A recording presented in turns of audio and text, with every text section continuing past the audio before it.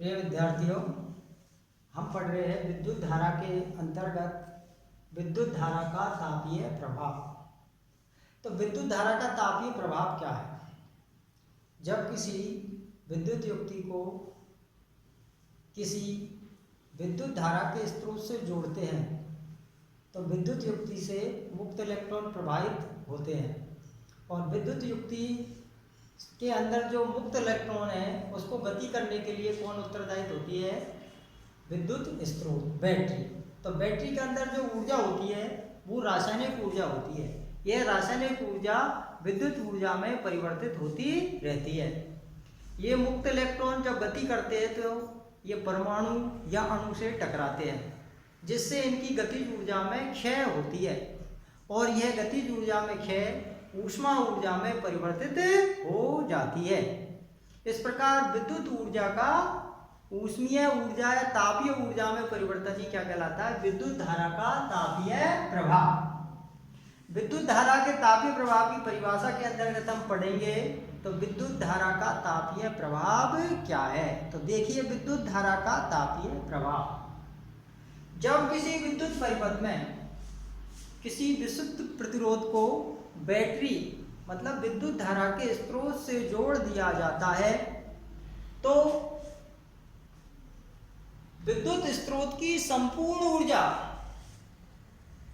ऊष्मा ऊर्जा के रूप में क्षय हो जाती है। इसे विद्युत धारा का तापीय प्रभाव कहते हैं। इसका साधारण उदाहरण समझ सकते हैं हम। जब हम पंखा चलाते हैं तो पंखा चलने के बाद कुछ देर बाद पंखा गर्म हो जाता है। यह विद्युत ऊर्जा का तापीय प्रभाव है। इस विद्युत ऊर्जा के तापीय प्रभाव का उपयोग हम किन किन युक्तियों में करते हैं? बोर्ड में कई बार प्रश्न पूछा है। विद्युत धारा के तापीय प्रभाव का उपयोग हम किन किन युक्तियों के अंतर्गत करते हैं? तो हमारे विद्युत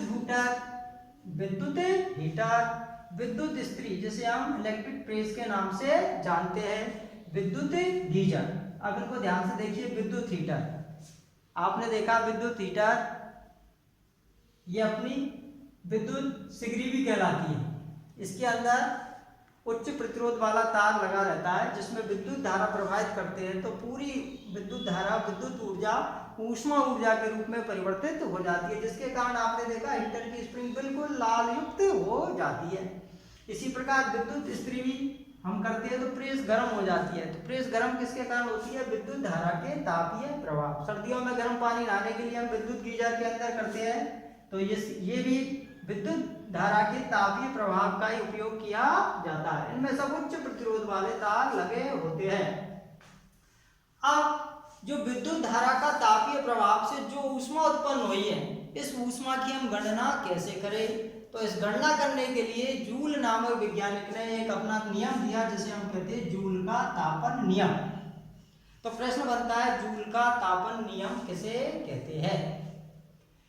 तो जूल के तापन नियम, इस नियम की सहायता से हम किसी विद्युत युक्ति में तापीय प्रभाव से उत्पन्न ऊष्मा का मान ज्ञात करते हैं।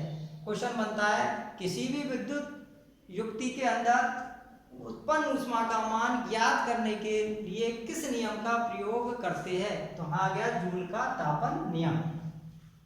जूल का तापन नियम 3 नियमों से मिलकर बना है। तो पहला नियम क्या है? देखिए ध्यान से। किसी विद्युत युक्ति में उत्पन्न ऊष्मा का मान विद्युत युक्ति में प्रवाहित धारा I के वर्ग के समानुपाती होता है। तो धारा को हमने लिखा किससे? I से, और विद्युत ऊष्मा को हम लिखते हैं H से। H मतलब हीट यानी ऊष्मा।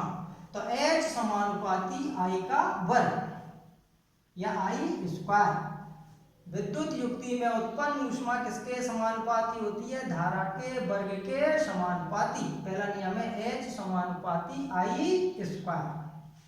दूसरा नियम है हमारे पास, किसी विद्युत युक्ति में उत्पन्न ऊष्मा H का मान युक्ति के प्रतिरोध के समानुपाती होता है।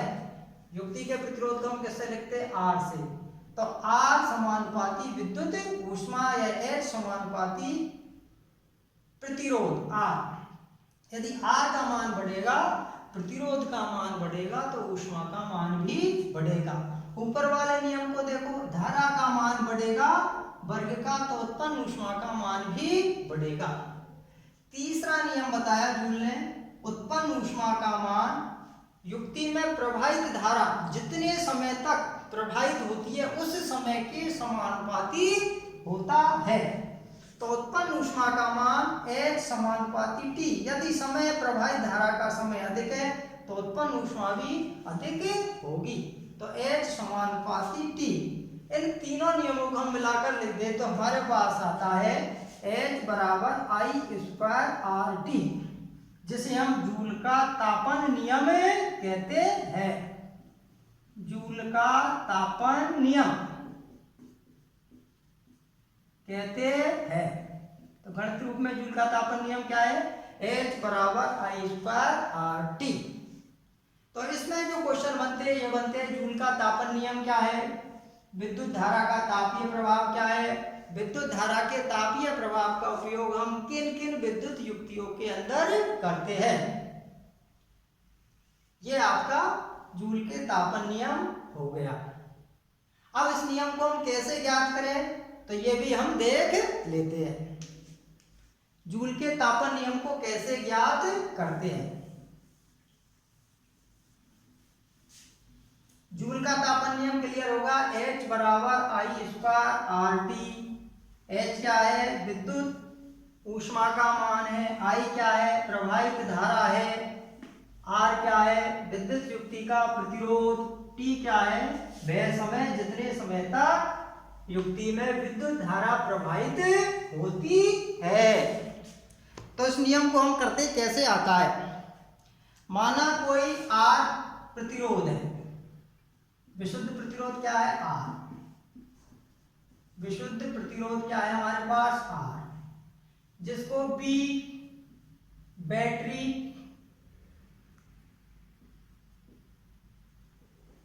से जोड़ा गया है।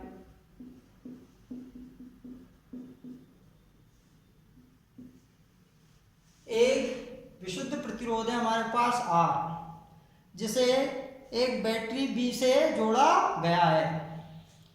इसमें प्रवाहित धारा कौन सी है? I है। तो प्रतिरोध के सिरों पर उत्पन्न विभवांतर है B, विभवांतर B है। अब ध्यान से सुनो, एक विशुद्ध प्रतिरोध है, इसको पूरा लिख लो, विशुद्ध प्रतिरोध।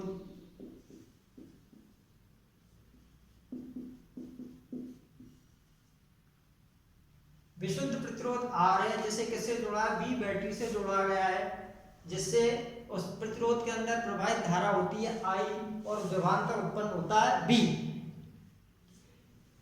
तो T माना, T समय में यदि Q आवेश प्रवाहित होते हैं, Q आवेश प्रवाहित होते हैं। देखो T समय में कितने आवेश हो रहे हैं? Q आवेश प्रवाहित होते हैं। यहां भी धारा प्रवाहित हो रही है T समय तक।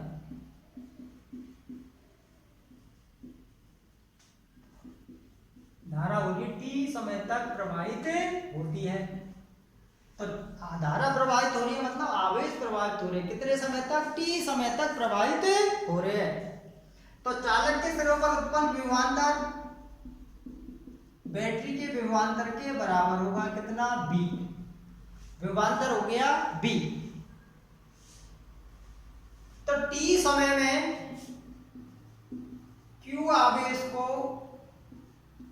परिपथ में ले जाने में किया गया कार्य को हम किससे लिखते हैं? W से।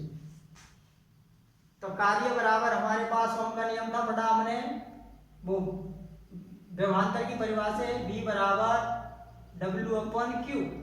तो ये जो कार्य बराबर हमारे पास आ गया B × Q। B का मतलब विभवांतर, Q का मतलब आवेश। तो विभवांतर आवेश को गुणा करने से हमारे पास आ गया Q आवेश को परिपथ में ले जाने में किया गया कार्य। अब देखो W बराबर हमारे पास आया B इंटू क्यू। Q का मान I बराबर रखते हैं, हमारे पास है विद्युत धारा का सूत्र I बराबर Q बटे T से Q का मान रखेंगे, Q बराबर आ गया हमारे पास B I T, B I T आ गया हमारे पास में।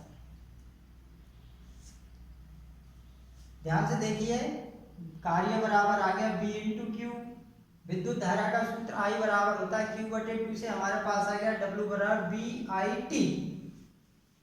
अब हमारे पास ओम के नियम से था B बराबर I R, क्या गया B बराबर I R, यहाँ B का मान रखो तो W बराबर I R T, और ये हमारे पास I है, I इंटू आई क्या हो गया I स्क्वायर, ये हमारे पास R ये T। अब जो आवेश को ले जाने में किया गया कार्य है वही कार्य विद्युत ऊष्मा के रूप में परिणत होगा। तो किया गया कार्य किसके बराबर होगा, ऊष्मा के बराबर। तो W बराबर हो गया हमारे पास H, और H बराबर हो गया I स्क्वायर RT। यही हमारा क्या है, जूल का तापन नियम।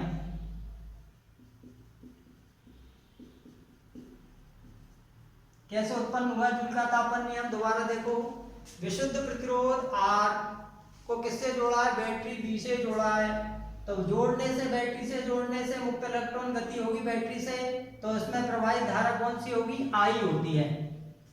और चालक तार के स्रोगमत विभवांतर हो गया B, और धारा को हम T समय तक प्रवाहित करते हैं। तो माना धारा प्रवाहित हो रही है तो आवेश भी प्रवाहित हो रहे उतने समय, तो T समय में Q आवेश प्रवाहित होते हैं। तो चालक तार के मध्य उत्पन्न विभवांतर भी, तो T समय में आवेश को ले जाने में किया गया कार्य विभवांतर गुणा आवेश के बराबर होता है। यहाँ मान रखेंगे W बराबर BQ, और IQ का मान कैसे रखेंगे, धारा के सूत्र से। विद्युत धारा I बराबर पड़ा Q बटे T, तो Q बराबर होगा हमारा I इंटू T, ये I इंटू T रख दिया।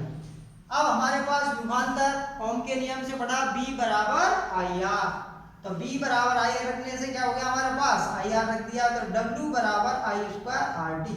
तो आवेश को ले जाने में किए गए कार्य में जितना कार्य करना पड़ेगा उतनी ही कार्य विद्युत ऊष्मा में परिणत हो जाएगा। अतः H बराबर I स्क्वायर RT।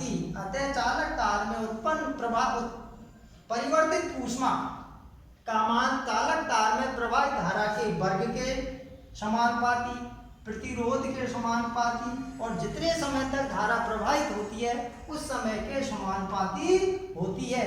यही जूल का तापन नियम है। इस नियम की सहायता से किसी विद्युत युक्ति में विद्युत ऊर्जा ऊष्मा ऊर्जा में परिणत होती है, उसका मान ज्ञात करते हैं। आप सभी इसको बार बार पढ़े, ध्यान से पढ़े। धन्यवाद।